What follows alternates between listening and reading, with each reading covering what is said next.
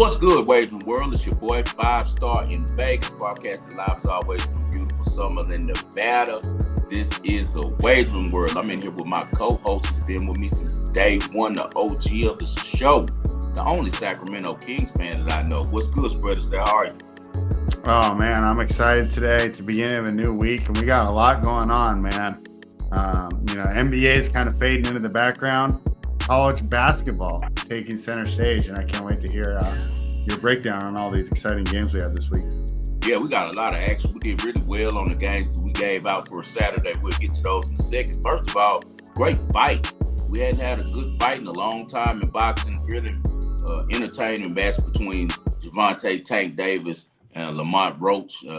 Some people are saying that they're friends outside the ring and that Gervonta kind of dragged the fight and didn't give him his full arsenal because he wants to give his boy a chance to come up, and that they have a big rematch fight later on down the line.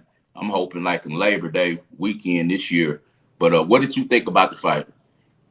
I mean, the story of the fight, right? It's a controversial knee that didn't get ruled a knockdown. And I personally do think that it should have been ruled a knockdown and even potentially a DQ as he got towed off during that time. And I know that the guy, I think it's Stephen Mills, one of them, he's really popular because he makes funny faces during the fight, and you can catch him here and there.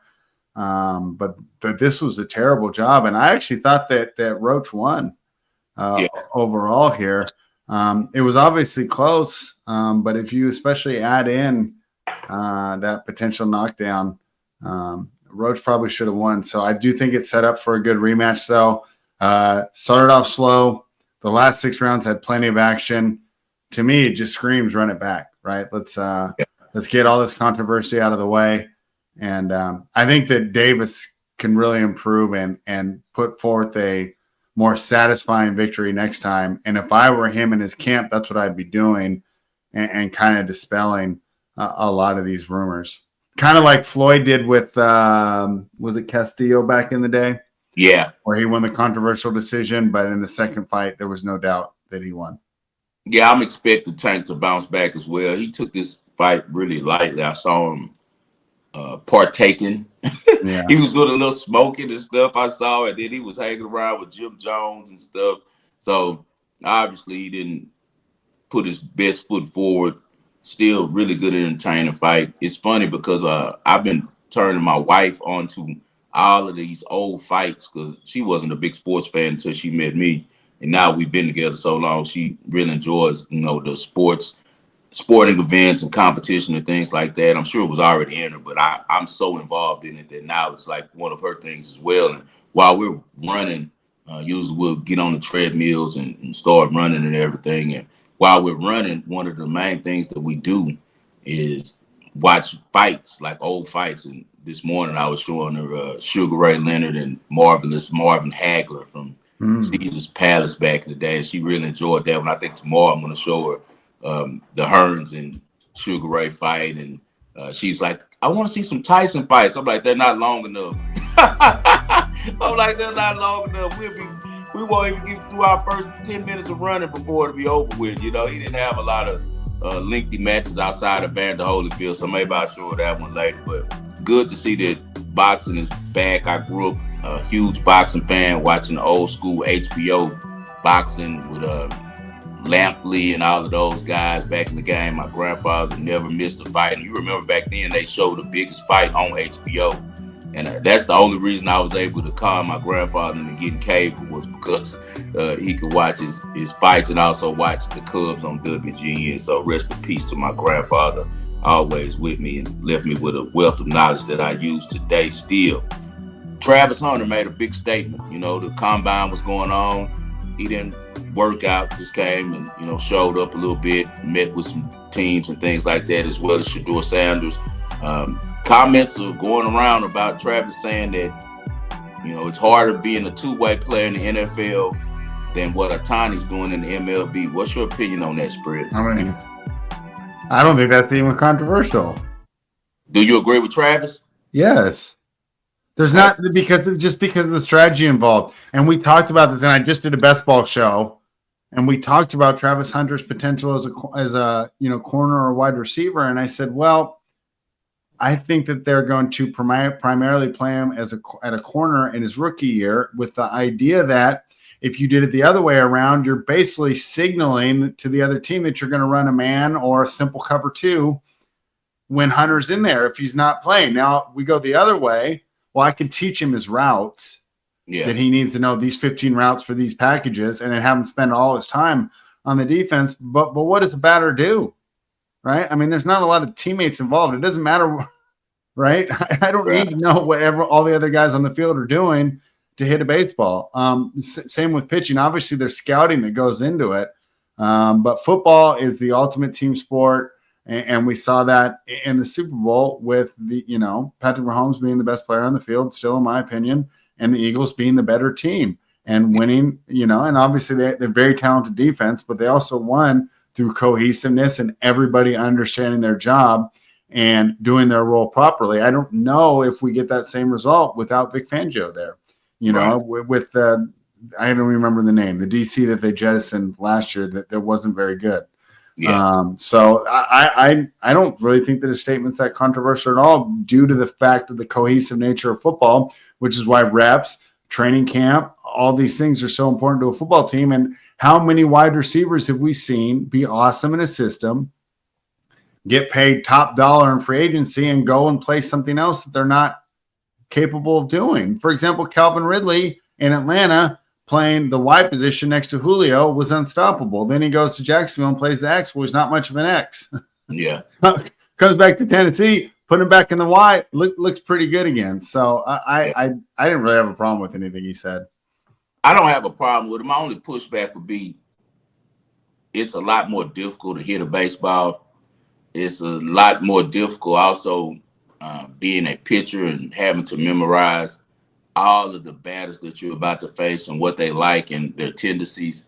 So I do believe that it's harder as far as in cardio for what Travis is going to do, but you're also playing a position that's kind of like the same thing. It's kind of mirrors of each other, because if you're a receiver or a defensive back, a lot of movements are the same except for the back pedal by the defensive back. But besides that, you're reading the ball, you're cutting and things like that. A lot of cardio. So I agree about the part about the strain on your body with him having to play so many reps, and Ohtani gets tired off. But Ohtani has a much higher pressure position with him being one of the top starters for that team, and also being the cleanup hitter. Even though it's a DH, he's in a position where he's playing baseball. And we know baseball is one of the hardest things in the world to do, is to hit a baseball. So I think that what it boils down to is Travis will have to expend more energy, but I think that Ohtani is in much higher pressure positions, at least him being a guy that's, pitching and being the cleanup hitter, because that's basically like he's the quarterback of the team and he's the middle linebacker on the squad as well. But interested moving forward on that. Did you watch any of the combine? I didn't watch any of it. Did you? I saw some of the highlights, but I don't actually sit down and watch it. I remember when combine used to be a much bigger thing than this, but a lot of people are taking an approach and they're talking crazy because Shador didn't work out. I don't think Cam Ward did either, but this has been going on a long time. You rarely see guys who are top 5 in their position at quarterback work out. They have more to lose. Kind of like the Will Howard situation where he looked horrible. Pretty bad, huh? Yeah, and Shador did a really admirable job of going to X and giving props to Will Howard and kind of picking him up, because that's the type of guy. People don't understand what it is. And Shador is so confident in himself, much like myself, much like his father. He's just going to be himself, but he's still a good person. And sometimes him being himself offends people, because some people don't like jewelry. Some people don't like, your hat backwards. They don't like how he dresses. Why? Like, just because it's from a different way that you would dress or look doesn't mean it's bad. It's just his style. But overall, the kid's amazing. He did a really good job right there of lifting up a guy who really needed that at the time, because everyone was talking crazy about Will Howard. But as I was saying, Shador Sanders didn't work out, and people like, he didn't work out. I wonder why. They don't work out. They always do their pro day at their campus, and I'm sure he have a great showing. I was watching Colin this morning. Colin's the only person high on Shador like me. And I found it really interesting what he said. He was showing the stats between Will Howard and Shador Sanders. You remember we used to always say on the show, like the things that Shador is going through in college is preparing him to be a really good player, a really good quarterback in the NFL, because he was basically the offense by himself. He doesn't have a running game, not much protection the first year. It gets a little bit better the second year. But even with all of that, Will Howard had Cadillac offensive line, a Mercedes wide receiver room, the best receiver room in all of the country, throwing to probably the two best targets in the whole college football. And he was only sacked 12 times, spread. Shador was sacked 42 times. Will Howard threw 35 touchdowns, 10 interceptions, 71% completion percentage with that great line, those great weapons, that great running game. Chip Kelly, he had so much over there. Shador still threw for 37 touchdowns, 10 interceptions, 74% completion percentage behind a makeshift line, no running game, having to throw the ball on every down, always playing from behind, always dealing with adversity. So I think that it's preparing him to do really well. A lot of gamemanship from these teams. I think all of them have their eyes on Cam Ward and on Shador Sanders. I think that they like both of them. Me personally, I'm bigger on Shador. I think Shador has a better career. I think the Cam pops earlier, just for a simple fact that he has great physical tools. But I think that Shador is going to just be that quarterback that just is a sound pro and leads your locker room and is a great pocket passer and has a lot of longevity. That's funny. I like Shador more rookie year. I think he's more pro ready right now. I think that Cam's going to have some big adjustments to make, man. I think what's going to pop with Cam Ward, man, is just going to be his ability to, when things break down, use his feet. And Shador doesn't have as good a speed as he does. Since we're talking about that, where do you think that Cam Ward goes? Where do you think Shador goes?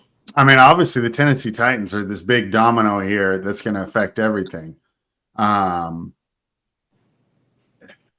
If I were to guess right now, I'd say Cam 1 to Tennessee and Sanders 3 to New York.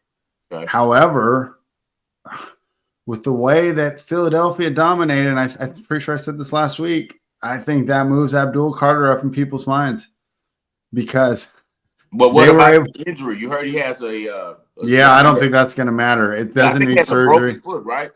Yeah, it's something to do with the foot, but he doesn't need surgery, and I don't think it's going to drop him that much. I mean, and it's funny you bring up injury because to me that's the only way this guy doesn't pop. I mean, he's about as big as a sure thing as you can get. So Tennessee plays it safe. Take Abdul Carter. Then maybe you see Cam Ward 3, Shador Sanders 6. If Tennessee, trades the pick, then I think it'll go Cam Ward 1. I don't think anyone's trading up for Shador. I could be wrong, but if Tennessee trades it, I'm assuming they're going to take Cam. And I think it's going to be really hard for the Giants to pass on Sanders. So that's the way I see it going. My ideal situation, the Raiders fan, is Aaron Rodgers. I think that the Giants are going to try to sign Aaron Rodgers or Sam Darnold. Now, what we have to see is, okay, Pete Carroll, is he a Sam Darnold guy? Did he, when he was going back to USC and checking in with his people while he was working in Seattle, were they giving him good reviews on Darnold? Because they're saying that he might go to the Raiders as well. And I think that all boils down to Chip Kelly and Pete Carroll sitting in the office with Tom Brady. I know that Tom Brady is a Shador guy. Yeah, that's why when people do mock drafts and Sanders goes past the Raiders, I don't think that's happening. It's no way that's happening. But I love to see him and Chip Kelly's offense. Like you saw what he did for Will Howard. Like, my God, I love to see Shador and Chip's offense. But we'll see if it all plays out. I think that it does. You know how long I've been saying I think that he's a Raider. If the Titans take Carter number 1, I think Sanders is a Raider. I think that the Raiders are going to trade up. I think that they're going to. That's a possibility. Yeah, too. I think they're going to give away a third or fourth rounder, just maybe a multiple ones, and switch spots with one of those teams that's in a position that they can move down, that's above them, and then they'll be okay. The Giants' background have not showed me with the type of conservative franchise that they are, that they would want Shador as their quarterback. Now, if they've turned the page and went to 2025, he'd be perfect. I mean, he has a great receiving core over there to work with, and Malik Neighbors leading it, and still some other guys who are really good, like Wandale Robinson, Yeah. a decent running back, and Tracy coming back. Tyrone Tracy, really good, a good play caller, and Brian Daboll. Now, how does Brian Daboll and Shador get along? That's another thing as well, too, because Daboll is a difficult guy to play for. So we'll see how that goes. I personally don't think that Shador is going anywhere but the Raiders. I just feel like it's already pretty much set in stone with Brady and the power he has in the NFL, and also with these teams knowing that certain guys that if they draft them, they're going to have problems. I just don't see. I can't see Cleveland taking Sanders. I think That's Deion's like, nope. I he's think he's not already going to called let him. that happen. It's no way, because even though he was drafted by a bad team, when he came out with the Falcons, it was a great city, and a great brand. So I can see that's why I said. And also being a corner is being different than a quarterback. You don't want to play for You don't get killed if your team sucks at a corner, right? I mean, you could ruin your whole career there as a quarterback going to the wrong spot. And Cleveland is being so eerily silent right now. Like, I haven't heard any peep out of what they might do over there. So we'll see if they trade Myles Garrett, what it seems like is going to happen, and then they draft Abdul Carter to replace him.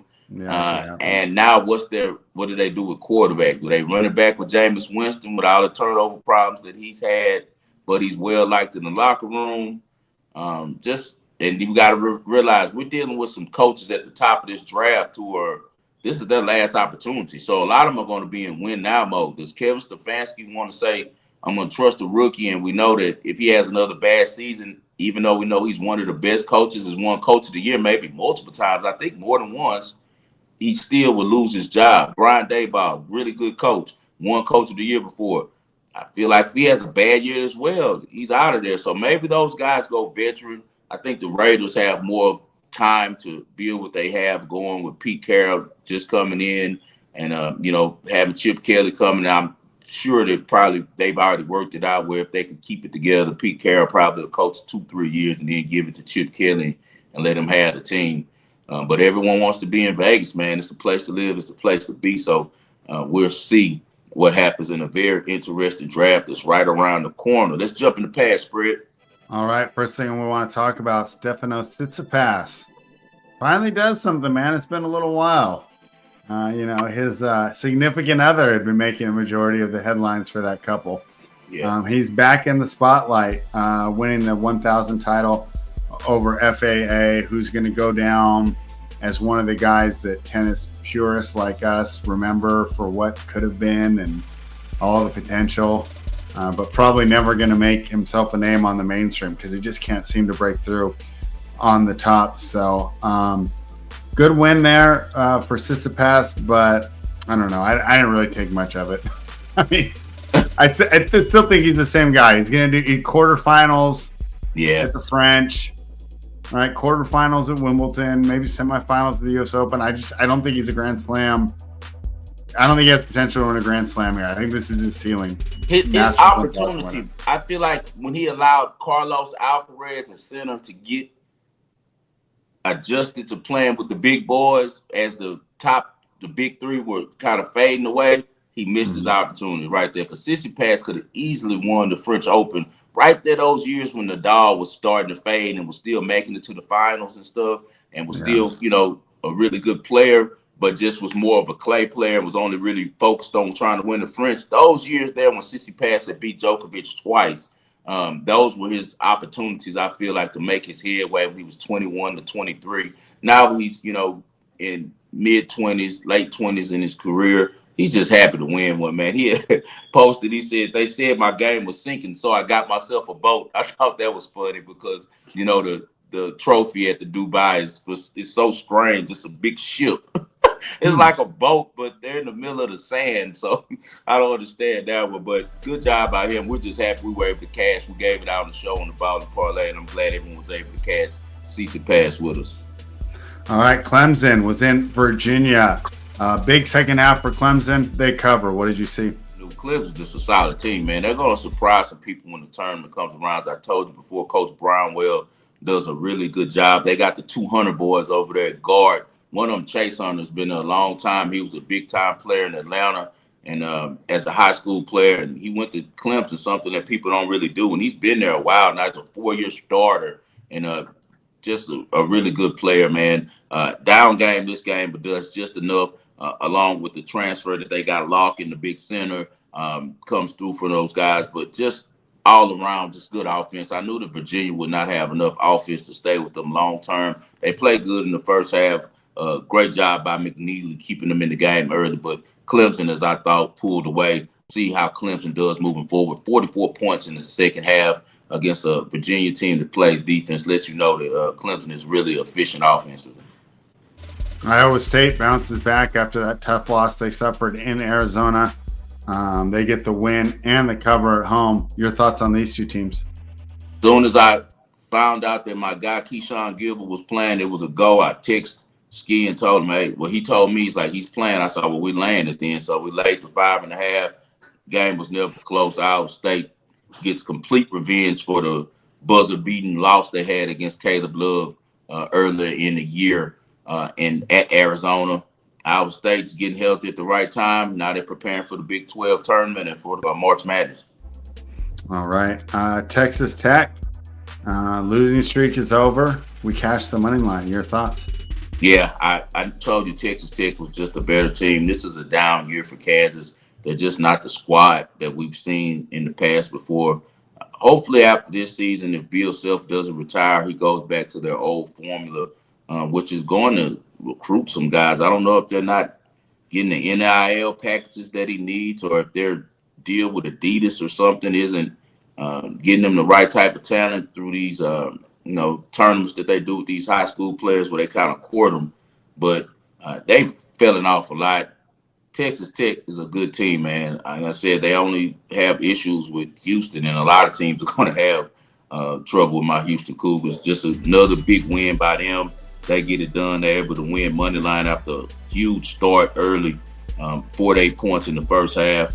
I told you guys to go over also on JT Toppin. He does it again. He goes 9 out of 15, gets 21 points for us, 2 out of 5 from the three-point line. Just a solid player. I've been riding this over, man. As long as it stays at 14.5, 15.5, I think it's an easy cash. All right. Next one I want to talk about, Alabama. Traveled to Tennessee. Yeah. Tennessee got the win. Miracle ending, but I missed it. For me and the people that missed it, what happened in that one? This one was so good. Over at Hakeem's place, we watching the game together. We both got Tennessee money line. I'm so glad that I took the money line and didn't lay that 3 in the hook. I paid the minus 170, but it was worth it. I just had a feeling that this game was going to come down to the very end. Then I went and got them live also at plus 180. And when they were down 6 or so, I tried to cash out. And when I tried to cash out, they allowed me to cash out for the amount I invested. And I showed it to Ski, and I was like, man, Tennessee about to win. I'm like, the books already know it. Whatever their AI is doing is telling them already that things are showing that Tennessee is going to pull it out. And they did. Crazy flurry at the end of the game. Alabama had pretty much won. Dick Vitale and those guys already were giving the victory to Alabama and saying just a great job by their coaching staff and by Mark Sears and stuff like that, who had 24 points, continues to be just like Jalen Brunson, but in college. But, man, Tennessee just had a miracle ending. They're at the line down, I think, 3. The guy makes his first free throw, misses the second. Great job by Jamal Mashack, who's a winning player, not their best player, like a glue guy. He sneaks in 6'4" guard and steals the rebound and gets fouled. Hits both his free throws, so now we got a tie ball game with maybe less than 10 seconds left.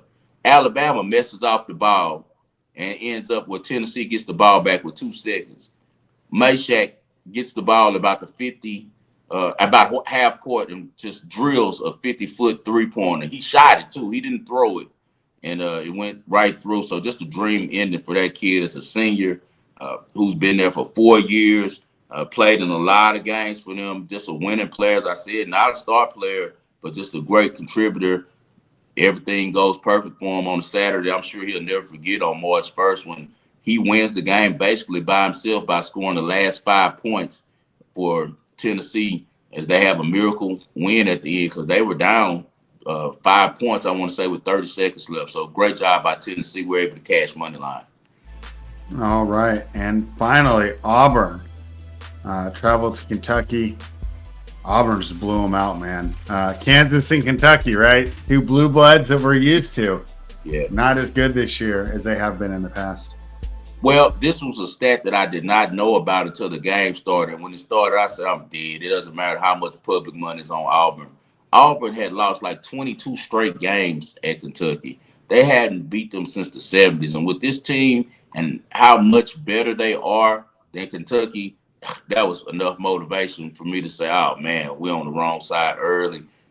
94 points put up by Auburn. They're just a machine. When they shooting it from the 3-point line, you don't have a chance, man. The kid, Miles Kelly, for them, he makes 5 3-pointers. He transferred from Georgia Tech, man, and I didn't know he could play like this, man, but he's a really good player. Excuse me, 9 3-pointers. He was 9 out of 14 from the 3-point line. Anytime a player makes 9 3-pointers, it's going to be really hard to beat them. A lot of help also from Chad Baker Mazzara. He's always, in my opinion, been their best player. Just a solid, player all around, left-handed, lanky, plays the passing lanes, always gets steals. Played a lot of basketball before he was at Duquesne and at San Diego State before coming to Auburn these last 2 years to finish up his career. Just a veteran team, man. Auburn got some older dudes. Johnny Broom's old. They're all like over 24 in their starting lineup. So these guys have, like I said, seen a lot of basketball. Kentucky, we get a bad break on that one as before the game even starts, Jackson Robinson ends up doing something to his wrist, and now he's out for the season with a surgery. You remember when I was breaking down this game, I was very excited that he and Butler were coming back. Lamont Butler were coming back for their backcourt. Kentucky has a really good offensive team. They're going to be a team that bet a lot of overs on. Watch Kobe Brea. He went for 21 points. I think he's the perfect two-way player. He's at Kentucky. He's going to be a really good two-way player. As usual, Kentucky has some studs that you don't notice right now, but believe me, you're going to remember their name. Amari Williams is another one to watch in the draft 2 spread for Kentucky. 7 foot, and this kid has handles. He has a nice stroke, left-handed, great passer from the top. You can bring him to the top of the free throw line, and he can orchestrate the whole offense from there, man. Really good player, and we're going to see him get better at the next level. So what I took from this game, Auburn has a lot of veterans. Kentucky is young transfers who came in to help Mark Pope that both got injured and kind of set them back.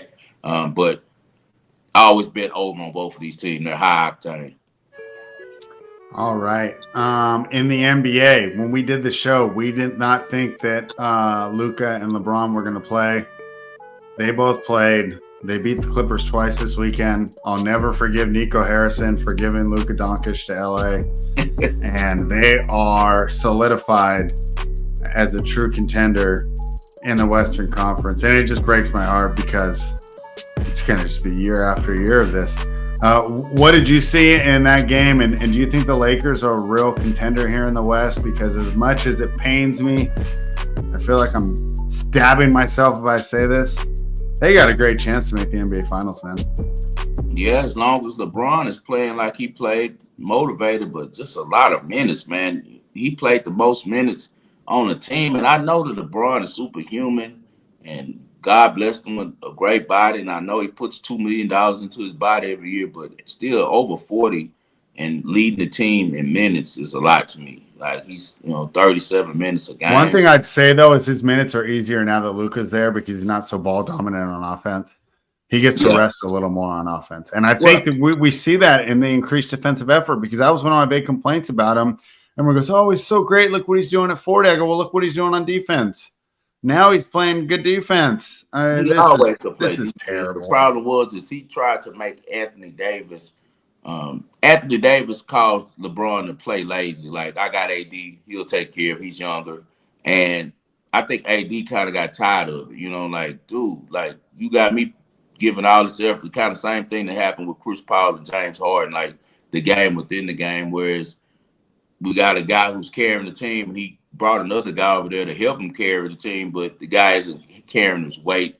So I think that LeBron has been plotting for a while on getting Luka or somebody who matches his game better. Like if you think about it, Luka, much like Kyrie and Dwayne Wade, match his game because what LeBron wants to do is be able to get off the ball some possessions and allow someone else just to go. And he just sits in the side and gets a little break and gets some rest and trust them to make the plays, you know. So he's always been a stat filler. He's always been a guy that does a lot of things on the court. So if he's motivated as he is now, he has a very good shot at getting back to the finals. I think that their path this year in the West is something that's doable with all the young kids at the top. They definitely can beat Houston. They definitely could beat OKC in the series. I think they better worry about the Nuggets as they're starting to shape a little bit in the form. I think that the Nuggets are getting more confident. Westbrook is starting to take on that role that they were missing last year when they let go of Contavious Caldwell Pope. Now that he's bringing kind of energy that KCP brought, but the difference is this, man, KCP can shoot the three. Westbrook is shooting it better this year, but he's still a bad shooter from three, man. And that kind of hurts the offense. Mike Malone, with his smart and still draws up ways to make him very effective. But I think that the Nuggets, the Lakers, and the Warriors, still the OGs, the vets are the ones to watch because if the Lakers match up against Golden State, like, let's be for real, Jimmy Butler can kind of neutralize Luka because he's going to bring his force not only defensively, but also by, hitting some clutch shots. And we know Steph always beats LeBron. He's had a really good record against LeBron throughout his career. So watch for Golden State as well. But as you said, the Lakers, by picking up Luka, everything changed. And you remember way back when they made this trade early in the month, I told you, I said, now watch, all of a sudden Luka's going to be healthy. When he's with LA playing. You're right. He said he's going to play this weekend, and he did. I noticed you left out the two young guns, Houston, OKC. You don't give either of them a shot. I mean, I understand the concerns around Houston, but OKC, best net rating in the league, they're like plus 12.5. What are your thoughts there? They can do it. We haven't seen you do it. That's all. Yeah. I got to go the way we've been. I just wonder if it's like 2015 Warriors, right? Where just everything comes together at the right time for this young team playing a different style of basketball. What I worry about them is who is their second guy. If SGA isn't cooking at night, he can only, it's got to be Jalen Williams. Jalen Williams has to be. I don't trust him as the second guy. Yeah, and I can understand your concern there. Yeah. All right, especially because the depth doesn't help. Yeah. No, none of that matters because it becomes situational in the playoffs. And that's why I worry about my Rockets. And that's why I'm going to tell the cows come home, complain about us not signing Harden. And that kind of spills into the next game, the Kings at the Rockets with Fred VanVleet returning. Yeah, you're not big on VanVleet. I think that he's one of the guys that they're going to need if they are going to make a playoff run. But he wasn't good against the Kings. And the Kings, I'll tell you what, I'm glad I didn't get involved in that game. I would have been all over Houston there. I thought that was a great matchup for Houston. Sabonis has a huge game. He hurts himself. Now he's out for at least a week, which hurts because the Kings are right in that play-in, area, right? I mean, they had a big game against Dallas tonight that we'll talk about in a bit. Good win for Sacramento, but I was more disappointed in Houston that they didn't take advantage of what I thought was a fairly good matchup. What did you see in that one? Sacramento was a good matchup for Houston because Houston's strengths are the same strengths Sacramento have, except for they're a little bit older. That's tall, lengthy wings, but these guys can score. DeRozan, Murray, Zach LaVine, Malik Monk. I told you when Malik Monk came over there, he was a steal. Like, Malik Monk is a top 5 draft pick who just didn't have the right start with Charlotte, but he's a really good player. And I know now that you're watching more with him being the King, you see that. Like, he can do so much on the court. He can play point. He can play 2. He can play the 3. He's not afraid to defend. He gets in the passing lane, and he's not afraid to take big shots at the end of the shot clock in crucial moments. So I really wanted him to be a Rocket, and he ended up where he went back to Sacramento. Houston is VanVleet, man. 1 of 8. Like, you just in the way, man. He makes the lineup horrible because much like Jamal Murray, they hunt him. The difference is Jamal Murray can score, so he's going to make you pay because even though you're hunting him as the weakness on Denver's defense, you're gonna still have to deal with him on offense because he's gonna burn you. He's gonna make you pay as well. Well, okay, you got me, but I'm about to come get you. Van Fleet can't do that. That's the difference. That's why it's no way that Emmy Udoka should have allowed Van Fleet to be the point guard over James Harden. If James Harden's on this team is a real contender to win it all this year with the way they play defense and the way that he would be able to help them get easy baskets situationally, or could take the game over at the end when everything falls apart. You know, he could get to the free throw line, or he could go in his bag and do a step back. Now we're going to have a really hard year in the playoffs. It's going to look ugly. I wouldn't be surprised if we go down in the first round. One, we don't have the experience.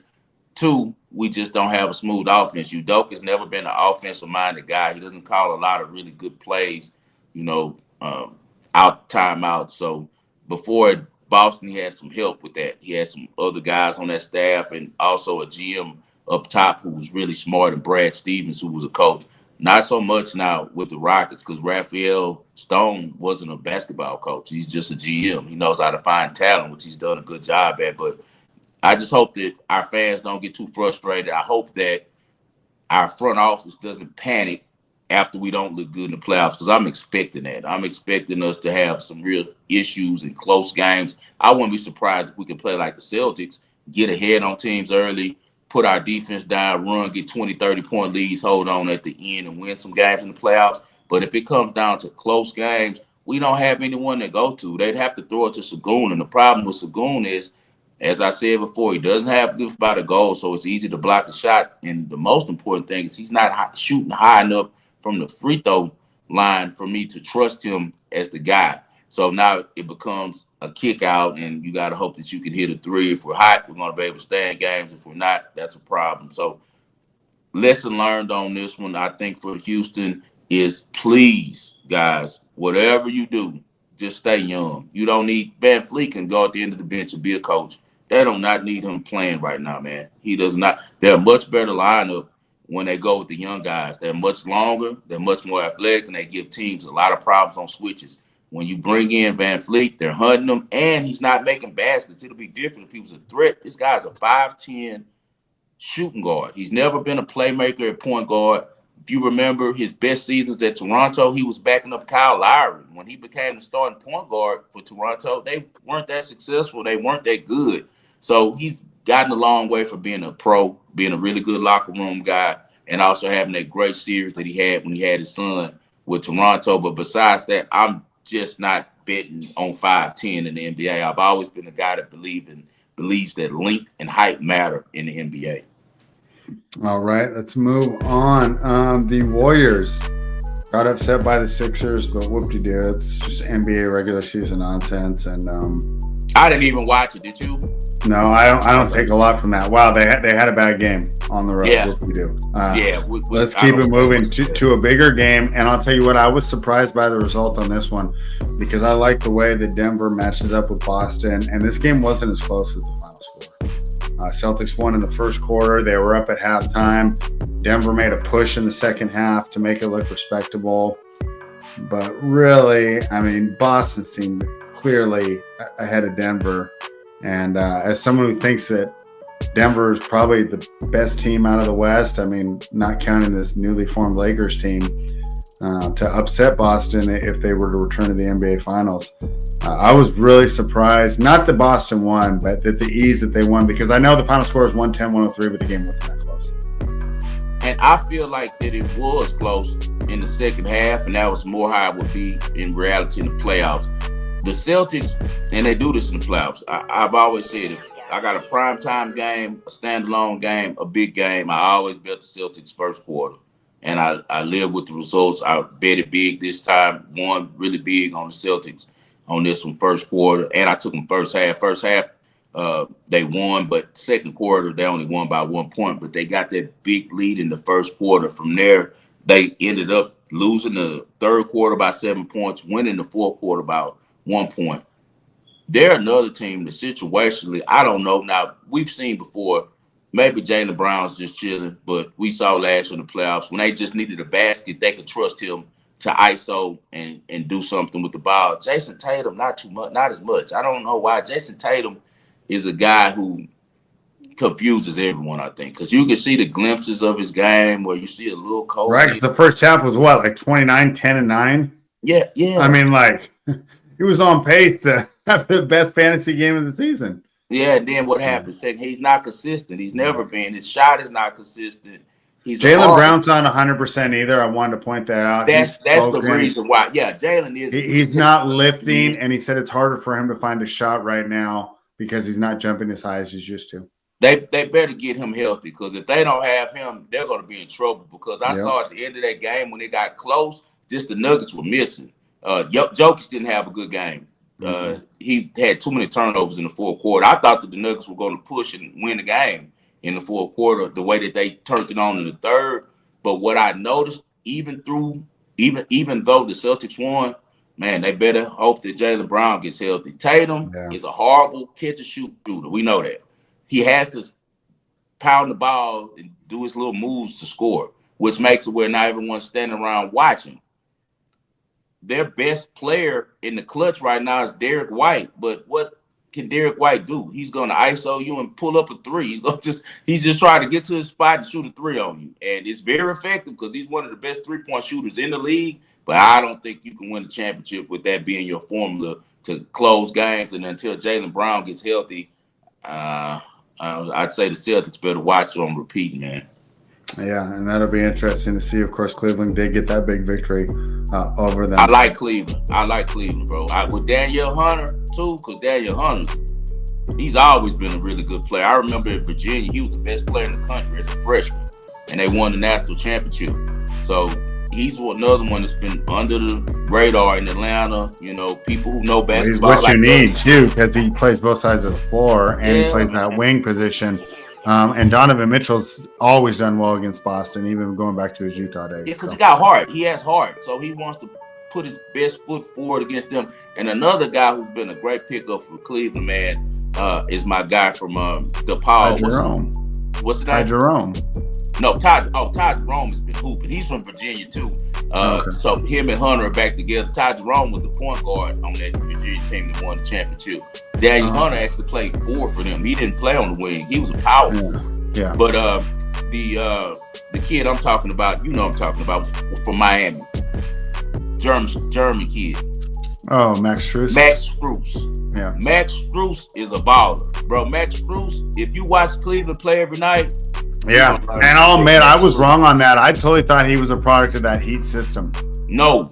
And he's not. He's a great player. College, man. At DePaul, he had so much to his game, but of course, these guys have to give up of their game in order to, fit in the NBA. So he had to learn to hit threes and just be a catch and shoot guy. But bro, at DePaul, he was breaking dudes down off the dribble, and it seems like Cleveland, now that they have their new coach over there, he's allowing him to do more of that. I saw some pick and rolls with him being a playmaker with Mitchell out yesterday, and he looked really good, man. So Cleveland is a formidable team, man. The Celtics better not sleep on them. They can really beat them in the series. I'm going to go power hour as we move to the present. So I'm just going to go to your quick breakdowns. You're not even going to get any input from me. First one, Kansas at Houston.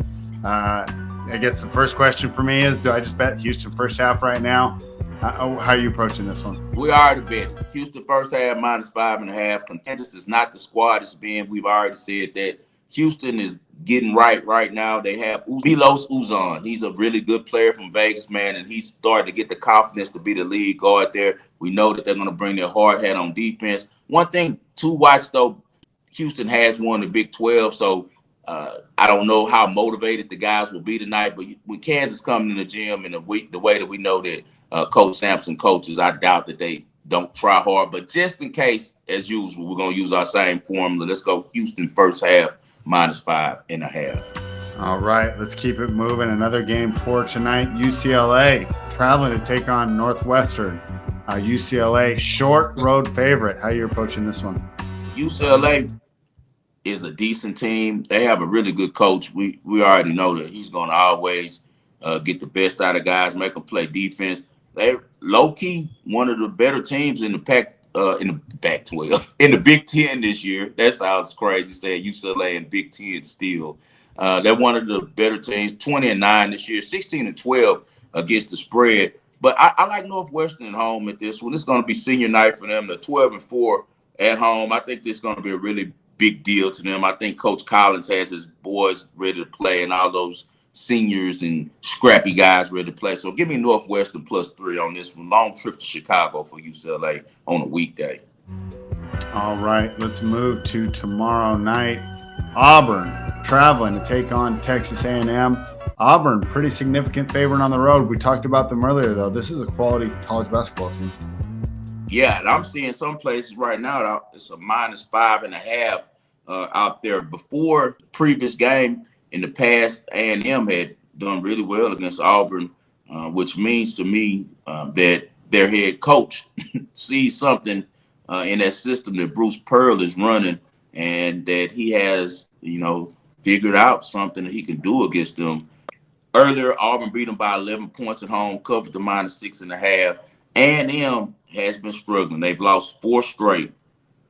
With that said, I think that Buzz Williams gets the best out of his team. I think that it's late in the season. I think Auburn, coming off that big, great shooting performance against Kentucky, has an off night. So give me A&M +7. That's just a lot of points on the road against a team who needs a win really bad, has been struggling. 2 straight losses at home to Vanderbilt and to Tennessee. Just got blew out at Florida. A&M is a much better team than they're playing right now. They're 20-9, so they're right on the bubble. 12-3 at home. I think that they can cover this game. I don't think that Auburn plays this game as well as they did last game. So give me A&M +7. BYU taking on Iowa State. Iowa State at home once again. How do you like this game? This game right here should have a lot of points involved. BYU tends to make teams play their style of ball no matter what. Like Iowa State is a team that likes to be efficient on offense. They do put up points, but they can shut you down defensively. But as I said, for some reason, the Cougars just know how to make you get up tempo, and you start getting quick shots up just like them. So on this one, I'd probably be leaning toward the total. If I had to play a side on this one, it would most likely be Iowa State, just because, as I said, they're getting healthy. They're definitely the better team. BYU is 25th ranked, 21-8. Iowa State 22-7, but they're 15-1 at home. Last year they played a real tight one, went down to 3 points, but it did go under the number last time at under 145. So I don't see a total up on this one yet. But if I had to play a side on this one, I'd probably go with Iowa State first half, -3.5. You know how I am about first halves. I like to play those. Or I'd go first half over on BYU and Iowa State. No official play though yet. I've got a total at 150.5 off. Yeah, that's too high. It's because just the way Iowa State plays defense, that might be a little too high for me. But you know me, this time it's rare that I bet unders. It's mostly overs. Now I bet some unders on the NBA. There's been a lot of overs in college basketball over the last week too. Yeah, basketball, college basketball, with the way those refs are so heavy, man, with their whistles and stuff, you end up being in the bonus so quick, and you get in the bonus just out your hands, So yeah, I'll play on this one. I lean Iowa State and BYU over first half. That'll probably be my play on it. Indiana Hoosiers will be out on the West Coast taking on the Oregon Ducks. The Ducks are laying 6. Is that too many points? It might be too many points because lately Indiana has been playing good. They're hitting their stride at the right time. 3 straight wins. I'm sure they're staying out on the West Coast. They went to Seattle on Saturday and they beat Washington, dominating them 78-62. They have some really good big men. Oregon is a team that can really put the ball in the hoop. Now they've won, 5 straight after losing 5 straight.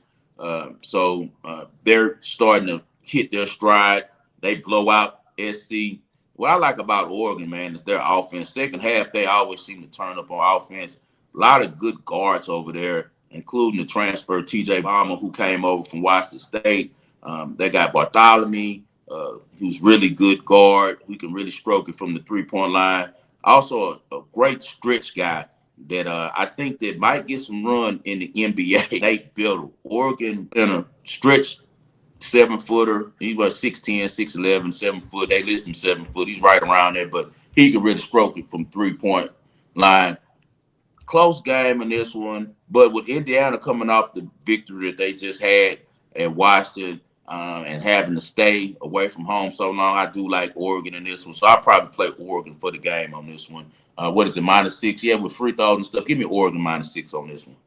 All right, 5-star liking the Ducks to cover. Arkansas traveling to Vanderbilt. Vanderbilt laying 6.5 here, huh? I didn't know they were that good. What's going on here? Are they that good? Is Arkansas that bad? What's going on? Everybody is always messing with me with my little chat, my little group chat of guys that I talk sports with out here. They always like, your boys Vanderbilt, because I've been talking about Vanderbilt more than most people, and it's because I'm a guy who loves guard play. When it gets to March, the thing that's most important in college basketball is what kind of guards you have, and man, Vanderbilt has 3 really good guards. But the lead guy who I always talk about is AJ Hoggard, man. Strong kid, great decision maker, came up under Izzo in Michigan State and ends up going to graduate school at what they call the Harvard of the South at Vanderbilt. You got to have some good grades to even get in there. So he's a pretty smart kid, but he's over there teamed up with another guy who I think really highly of. Compare this kid to Darius Garland. And like I said, it's so weird because Darius Garland went to Vanderbilt, and I still haven't figured out or found out if they even know each other. But him and Jason Edwards had the same exact game, and I liked them a whole lot. With that said, Arkansas had been playing better, but end of the day, they're just not a good team yet. They haven't been able to go buy the team that we know that Calipari soon will have over there. He's working with was the leftovers were there, and he had one transfer in Janelle Davis, but Janelle Davis is not playing near about as good as he was at Florida Atlantic. He might have played himself out of getting drafted. He probably should have came out last year when everyone kind of knew his name. On this one, though, I got to go with Vandy at home, man. Vandy just is a really good team right now. They're scoring a lot of points, and, you know, they got a lot of confidence, man. They beat some really good teams, and the teams that they didn't beat, they were able to hang and run with them. Also, they're 14-2 at home. That's a really good, record to have. Just a great win against Missouri where they came back at the end and were able to do that. They are an over team. What do you see for the total on this one? 149.5. Yeah, 149. Yeah, I lean the over on this one as well because Arkansas does not play a lot of defense, especially defending the threes. But I will be on Vanderbilt on this one. Let's go with Vandy minus the 6.5. All right, 5-star on Vanderbilt. Let's move to the National Basketball Association. Houston taking on Oklahoma City tonight. Of course, we talked about that loss already. That was their most recent game. So Houston will be looking to bounce back. They have a slight rest advantage because we had a 142 to 133 victory last night for the Thunder. What stands out to me there is the amount of points scored in that game. 142. That's a lot of getting up and down the floor. Rockets, they were up to size of second place. Haven't been as good as late. They're 5-5 in their last 10. Oklahoma City's 8-2 in their last 10. Thunder point differential on this year plus 12.7. Rockets pretty good at plus 3.8, but obviously that's significant there. Of course, it is reflected in our spread of 10 points here. Thunder have been particularly vulnerable against Western Conference foes. However, Thunder have the best record in the league at 47-11. However, 10 of those losses are to Western Conference teams. Thunder 25-4 straight up at home this season and 21-9 against the spread as a home favorite. However, Rockets have been good traveling, especially as a road dog. Rockets are 12-7 this season as an underdog, and they're 9-6 as a road underdog. 5-star, I like your team here to cover. I don't think I'm going to sprinkle the money line, and I probably should have last time, right, when I gave out the Timberwolves catching a bunch of points against the Thunder. But once again, I'm going to play it safe and just take the 10 points. And I pretty much outlined my reasons earlier. I do think this is a fatigue spot for Oklahoma City, and I really like Houston trying to bounce back off that loss. And 5-star, if you didn't notice, your guy Fred VanVleet not going to play tonight. Probably addition by subtraction there for Houston. Give me the plus 10. Great call. I'll be with you on Houston plus 10, but my biggest bet will be Houston first half plus 6. As you said, motivation. better lineup without Fred VanVleet. So the Rockets are going to try to turn them over, get up and down the court. They're going to be really excited playing OKC. You know, when they play Oklahoma City, they know that those are the young guns. They're the young guns, but they're at the top of their game right now. They're the top of the West, and we're trying to get there. So Houston is going to give a good effort. Also, as you said, Oklahoma City just played last night. First game home off of a 3-game road trip. I don't really like betting home teams when they've been on a road trip because it's just natural. You're going to come home, you're going to see your wife, see your kids, get a little lax. You know, you got stuff to catch up with at home that you need to get done. So I think OKC comes out sleepwalking and think that they can win the game late. So give me Houston first half for sure. I'd probably take Houston first half money line as well. I'm in at point guard tonight. He's going to be really hyped. He's going to be trying to shut down SGA. SGA will not be able to pick his poison because you know how the Rockets are. They're going to have it where he's switching into Dylan Brooks to Jabari. Like he's going to have length on him and athleticism everywhere that he goes. And I think that MU Doke has probably lit a fire under this team for their performance last game against Sacramento. So look for Houston to play well tonight. We're both on the Rockets. Speaking of Sacramento, they traveled to Dallas tonight. This is an important game. Let me see. Sacramento is 31-28, I believe. No, Mavericks are 31-28. Sacramento 32 and Kings 31-28. Mavericks 32-29. Sorry, I keep getting those mixed up, but you get the point. They're really close. This could be the tiebreaker. This could be the difference between play-in or no play-in. Or it could be the difference between hosting the play-in or traveling for the play-in. Huge game for both teams, and terrible news for Sacramento missing Sabonis. Of course, Mavericks have a bunch of injuries too. However, they've been playing without Davis. They've been playing without Gafford. They've been playing without Lively for a little while. PJ Washington hurts. That's the one they've been used to. That's had some big games without him here. But I think Sabonis means so much to this team, and here's the reason why. 5-star is the variety. Now my skill sets are kind of overlapping, right? Levine, Monk, DeRozan. These are all guys that are excellent in ISO, can beat you off the dribble and get a bucket. But without Sabonis to really balance that out, dribble handoffs really get those guys a lot of open looks. And he is the number one rebounder in the league, averaging 14.1 rebounds per game. Sabonis also the most efficient player on that offense, 59.6% from the floor. One of the most efficient players in the league. So while he may not get his due in the national media, I think it's a big loss tonight. I would play a little Valanciunas. I think he will have a big game, but I don't think it's going to be enough to overcome him. And I know that we kind of forgot how good he was because everything that's going on. Kyrie Irving's probably still the best player on the floor. Klay Thompson, Max Christie's going to be able to throw in some three-point shooting. I think Dallas can beat the Kings at their own game. I like Dallas to get the win. All right, so Spread says he thinks Dallas. I hate it though. I hope I lose the bet. I mean, just my brain. Your boys, you be fading the hell out.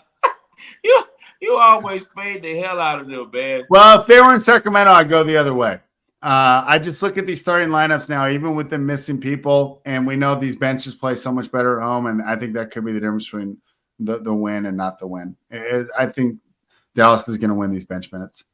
Well, with that said, then I'll lean toward taking Max Christie to go over 11.5 points. He hasn't went over the number in the last 4 games. He's really been struggling. 2 points at Golden State, 10 points at the Lakers, 8 points at Charlotte, 5 points at Milwaukee. So he's went under now 4 straight after going over 6 straight. So I think that Jason Kidd probably had a talk with him, as you said. Now they have with PJ being out as well, PJ Washington being out as well, they're going to need scoring. So I expect Max Christie to have a good game off the bench. I also will go on the over with Dinwiddie too, because when they're missing people, Dinwiddie tends to get more shots up. His is only 9.5. I think he can get to double digits tonight in a game that's going to be pretty high paced. As you said, no Sabonis to slow things down. So that means the Kings are going to want to get up and down the court. So I'll go with the 2 props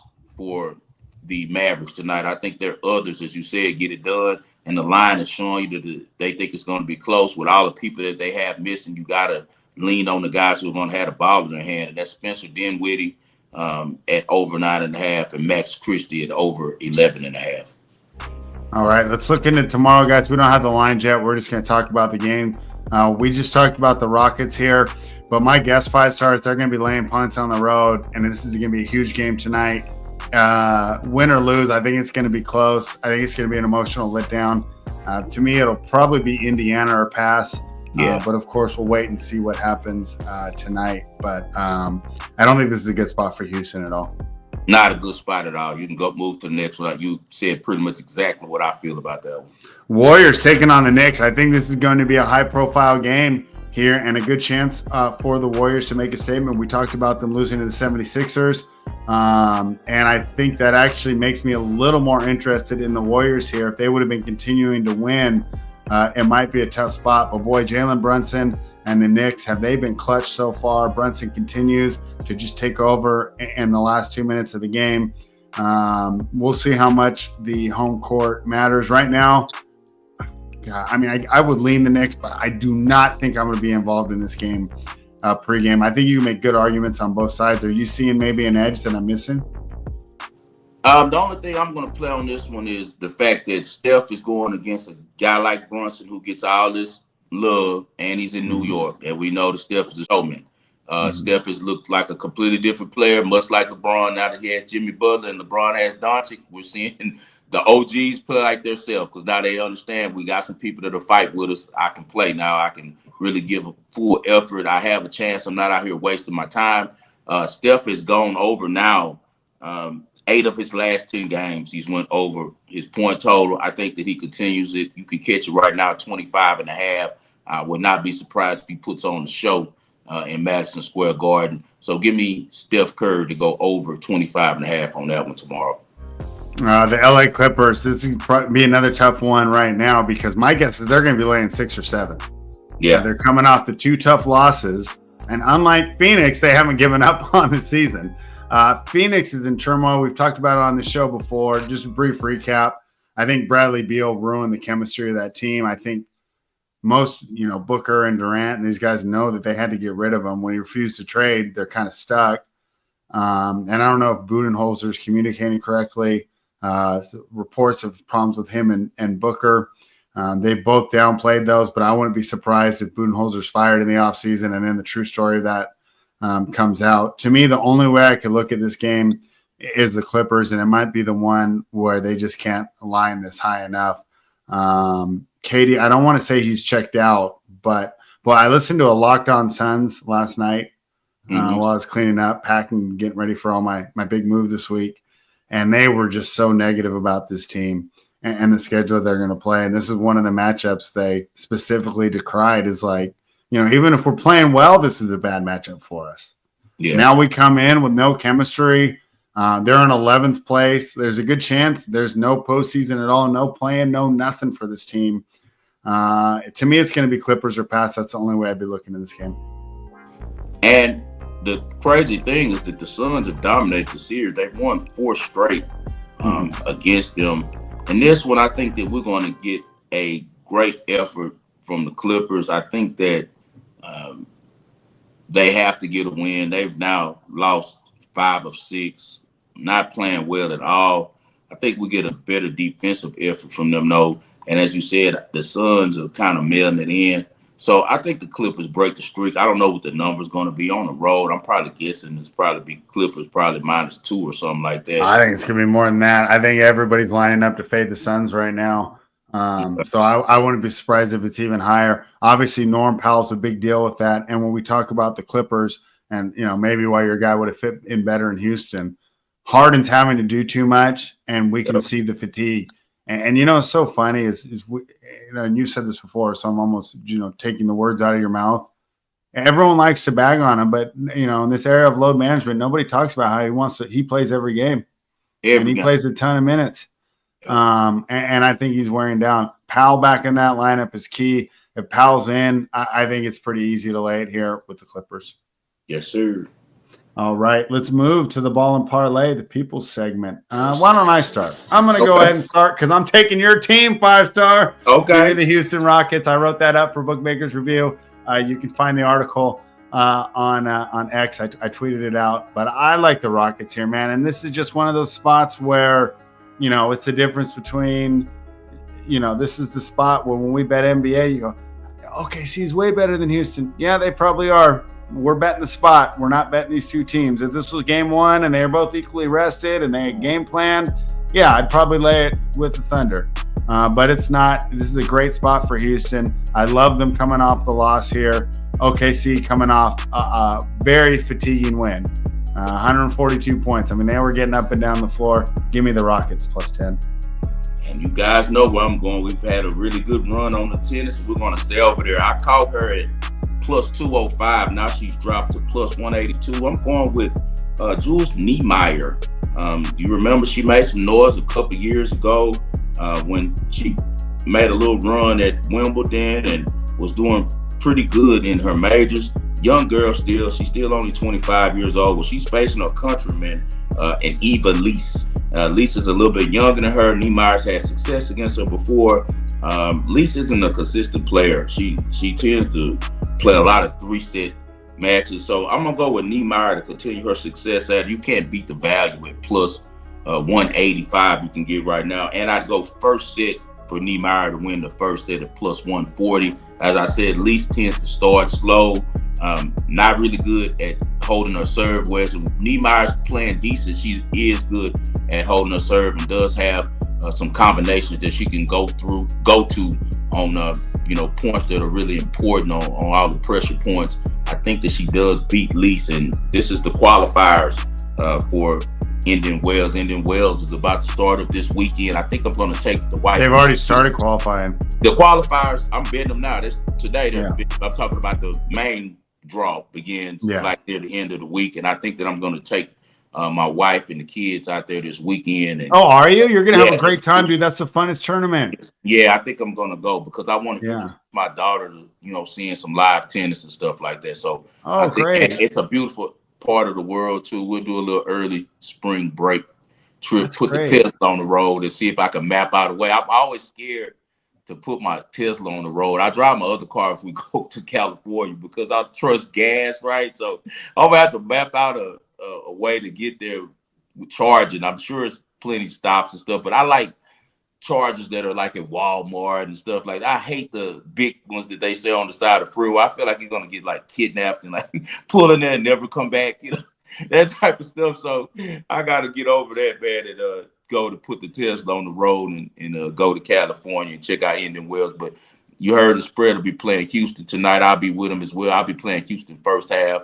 That'll be my bigger bet +6, and he'll be playing the game +10, and I also probably put 1 unit on that. But the first half on the Rockets, I'm going to be putting about 3 or 4 units because they're really a good team early, and they struggle late situationally being able to close. And we've seen before OKC's a really good fourth quarter team. And then, as I told you before, we'll be playing the qualifiers, and I'll be rolling with my girl Niemeyer against her countrywoman Lease at a great number, +180. I know Niemeyer's been struggling, but not that much to be +180 against Lease.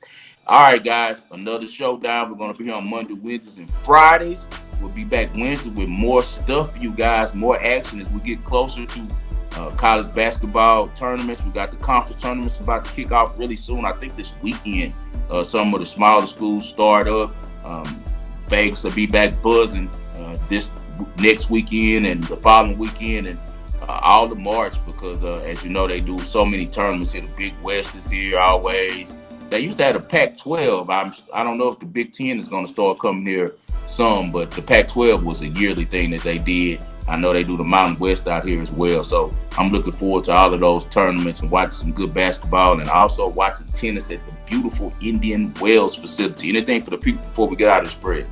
Oh, man, a lot. We broke down a lot today. Kind of good we did Monday. Otherwise, that Wednesday show would have been too long. So looking forward to talking to you guys on Wednesday. Hey, man, I look forward to you guys hit that like button. You also go to www.thewageringworld.com. Subscribe. You can find all the stuff here, like the show. This is the sunshine version of the show logo. And right here, we call it the 4-leaf clover, the green Wagering World cap. Hey, guys, we appreciate you for tuning in. As always, I dedicate this show to the greatest Houston sports fan I know, and that's my father, John H. Lindsay. For Spread Astaire, I'm 5 Star in Vegas. This is the Wagering World. We'll see you on Wednesday.